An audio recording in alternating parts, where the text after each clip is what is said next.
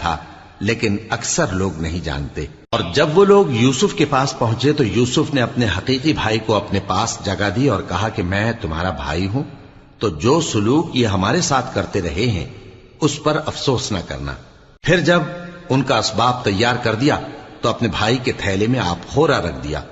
پھر جب وہ آبادی سے باہر نکل گئے تو ایک پکارنے والے نے آواز دی کہ قافلے والو، تم تو چور ہو۔ وہ ان کی طرف متوجہ ہو کر کہنے لگے کہ تمہاری کیا چیز کھوئی گئی ہے؟ وہ بولے کہ بادشاہ کا کٹورا کھویا گیا ہے، اور جو شخص اس کو لے کے آئے اس کے لیے 1 بار شتر انعام، اور میں اس کا ضامن ہوں۔ وہ کہنے لگے کہ اللہ کی قسم، تم کو معلوم ہے کہ ہم اس ملک میں اس لیے نہیں آئے کہ خرابی کریں اور نہ ہم چوری کیا کرتے ہیں۔